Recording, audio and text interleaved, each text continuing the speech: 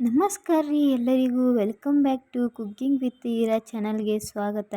ನಾನಿವತ್ತು ನಿಮಗೆ ಬಾಯಲ್ಲಿ ನೀರೂರಿಸುವಂತಹ ಜಿಲೇಬಿನ ಹೆಂಗೆ ಮಾಡೋದು ಅಂತ ತೋರಿಸ್ಕೊಡ್ತೀನಿ. ನೋಡ್ಬೋದು ಎಷ್ಟು ಚೆನ್ನಾಗಿ ಬಂದಿದೆ ಜಿಲೇಬಿ. ಅಂದರೆ ಅಂಗಡಿಯಲ್ಲಿ ತೊಗೊಳ್ಳೋದಕ್ಕಿಂತ ಮನೆಯಲ್ಲಿ ಒಮ್ಮೆ ಹಿಂಗೆ ಮಾಡಿ ಕ್ರಿಸ್ಪಿನೆಸ್ಸು, ಆ ಸ್ವೀಟ್ನೆಸ್ಸು ಎಷ್ಟು ಚೆನ್ನಾಗಿ ಬರುತ್ತೆ ಅಂದರೆ ನಿಜವಾಗ್ಲೂ ನೀವು ತುಂಬ ಕಷ್ಟದ ಕೆಲಸ ಜಿಲೇಬಿ ಮಾಡೋದು ಅನ್ಕೋತೀರಾ. ಆದರೆ ತುಂಬಾ ಈಸಿ ಮಾಡೋದು ಹೆಂಗೆ ಅಂತ ನಾನು ತೋರಿಸ್ಕೊಡ್ತೀನಿ ಬನ್ನಿ.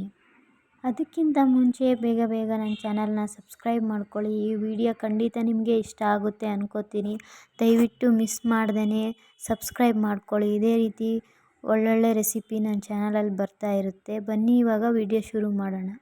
ಮೊದಲಿಗೆ ನಾನು ಒಂದು ಪಾತ್ರೆನ ತೊಗೊಂಬಿಟ್ಟು ನೋಡಿ, ನಾನು ಈ ಕಪ್ ತೋರಿಸ್ತಾ ಇದ್ದೀನಲ್ಲ, ಚಿಕ್ಕ ಕಪ್ಪು, ಆ ಕಪ್ಪಲ್ಲಿ 1 ಕಪ್ಪು ಮೈದಾ ಹಿಟ್ಟು ತೊಗೊಂಡಿದ್ದೀನಿ. ಈ ಒಂದು ಕಪ್ಪಲ್ಲೇ ಸುಮಾರು 15-20 ಜಿಲೇಬಿ ಆಗುತ್ತೆ. ನೀವು ನೆಕ್ಸ್ಟು ಅದೇ ರೀತಿ 2 ಸ್ಪೂನು ಇಲ್ಲ 3 ಸ್ಪೂನ್ ಆಗೋಷ್ಟು ಕಾರ್ನ್ಫ್ಲೋರ್ನ ಹಾಕ್ಕೊಳ್ಳಿ. ಹಾಕ್ಕೊಂಬಿಟ್ಟು ಒಂದು ಸ್ವಲ್ಪ ನಾವು ಯಾವ ಕಪ್ಪಲ್ಲಿ ಮೈದಾ ಹಿಟ್ಟು ತೊಗೊಂಡಿದ್ವಿ ಅಳತೆಗೆ, ಅದೇ ಕಪ್ಪಲ್ಲಿ ಅರ್ಧ ಕಪ್ಪು ಮೊಸರನ್ನ ಹಾಕ್ಕೋಬೇಕು. 1 ಚಿಟಿಕೆಯಷ್ಟು ಅಡುಗೆ ಸೋಡಾನ ಹಾಕ್ಕೊಳ್ಳಿ. ನಾನು ಇದಕ್ಕೆ ಯಾವುದೇ ರೀತಿ ಫುಡ್ ಕಲರ್ ಬಳಸ್ತಾ ಇಲ್ಲ. ಹಂಗಾಗಿ ಒಂದು 1/4 ಟೀ ಸ್ಪೂನಷ್ಟು ಅರಿಶಿನ ಪುಡಿನ ಹಾಕ್ಕೊಂಡು ನಿಧಾನಕ್ಕೆ ಸ್ವಲ್ಪ ನೀರು ಹಾಕ್ಕೊಂಡು ಕಲಿಸ್ಕೊತಾ ಇದ್ದೀನಿ. ಒಟ್ಟಿಗೆ ಕಲಿಸ್ಕೋಬೇಡಿ, ಯಾಕಂದರೆ ಗಂಟಾಗೋ ಚಾನ್ಸಸ್ ಇರುತ್ತೆ. ಹಂಗಾಗಿ ಸ್ವಲ್ಪ ನೀರು ಹಾಕಿ ನೀಟಾಗಿ ಕಲಿಸ್ಕೊಳ್ಳಿ.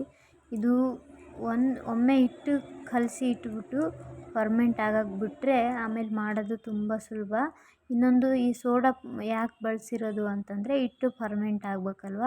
ಇನ್ನೊಂದು ಏನಂದರೆ ಹಿಟ್ಟನ್ನ 3-4 ತಾಸು ಫರ್ಮೆಂಟ್ ಆಗಕ್ಕೆ ಬಿಡಬೇಕು. ನೋಡ್ಬೋದು, ನಾನು 4 ತಾಸು ಬಿಟ್ಟಿದ್ದೆ. ಹಿಟ್ಟೆಲ್ಲ ಚೆನ್ನಾಗಿ ಫರ್ಮೆಂಟ್ ಆಗಿದೆ. ಇದು ಯಾವುದೇ ರೀತಿ ದೋಸೆ ಹಿಟ್ಟು ಥರ ಉಬ್ಕೊಂಡು ಬರಲ್ಲ, ಬಟ್ ಸ್ಮೆಲ್ಲಲ್ಲೇ ಗೊತ್ತಾಗುತ್ತೆ. ನೆಕ್ಸ್ಟ್ ನಾನು ಇನ್ನೊಂದು ಪಾತ್ರೆನ ತೊಗೊಂಬಿಟ್ಟು ಅದಕ್ಕೆ 2 ಕಪ್ ಆಗೋಷ್ಟು ನಾನು ಸಕ್ಕರೆನ ಹಾಕ್ಕೊಂಡು ಸಕ್ಕರೆ ಮುಳುಗುವಷ್ಟು ನೀರು ಹಾಕ್ಕೊಂಡಿದ್ದೀನಿ. ನೀರು ಹಾಕ್ಕೊಂಡು ಇವಾಗ ಪಾಕಕ್ಕೆ ರೆಡಿ ಮಾಡ್ಕೋತೀನಿ. ಇನ್ನೊಂದು ಏನು ಅಂತಂದ್ರೆ, ನಾನು ಆವಾಗಲೇ ಹಿಟ್ಟು ಕಲಸಿದ್ನಲ್ಲ, ಬಜ್ಜಿ ಮಾಡೋ ಹಿಟ್ಟಿನ ಅದಕ್ಕೆ ನೀವು ಕಲಿಸ್ಕೊಂಡ್ರೆ ಸಾಕು. ನಾನು ಇದನ್ನೊಂದು 2 ಎಳೆ ಪಾಕ ಬರೋವರೆಗೂ ಕುದಿಸ್ಕೋತೀನಿ. ಅದಕ್ಕೆ ಒಂದು ಸ್ವಲ್ಪ ಕೇಸರಿ ಹಾಕ್ಕೋತಾ ಇದ್ದೀನಿ. ಒಂದು 2-3 ಏಲಕ್ಕಿನ ಕುಟ್ಟಿಟ್ಕೊಂಡಿದ್ದೆ, ಅದು ಹಾಕ್ಕೋತಾ ಇದ್ದೀನಿ. ಕೇಸರಿ ಆಪ್ಷನಲ್ಲು, ಇದ್ದರೆ ಮನೇಲಿದ್ದರೆ ಹಾಕಿ, ಇಲ್ಲಾಂದರೆ ಸ್ಕಿಪ್ ಮಾಡ್ಬೋದು. ನಾನು ಇದಕ್ಕೆ ಒಂದು ಅರ್ಧ ಹೋಳಲ್ಲಿ ಒಂದು 5-6 ಹನಿಯಷ್ಟು ನಿಂಬೆ ರಸನ ಹಾಕ್ಕೋತಾ ಇದ್ದೀನಿ. ನಿಂಬೆ ರಸ ಯಾಕಂತಂದರೆ ಆ ಶೈನಿಂಗ್ ಬರುತ್ತಲ್ಲ ಮೇಲ್ಗಡೆ, ಯಾವುದೇ ಸ್ವೀಟ್ಗಾಗಲಿ, ಖಾಜಾಗಾಗಲಿ, ಬಾದುಷಾಗಾಗಲಿ ಶೈನಿಂಗ್ ಬರುತ್ತಲ್ಲ, ಈ ನಿಂಬೆ ರಸ ಹಾಕಿದರೆ ಆ ಶೈನಿಂಗು ಹಂಗೆ ಉಳ್ಕೊಳ್ಳುತ್ತೆ.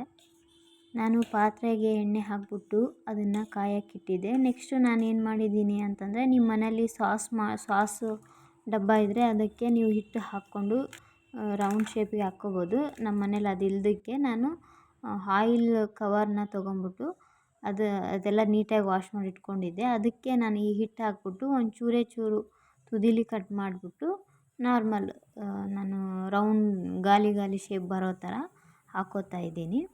ನೋಡ್ಬೋದು ನೀವು.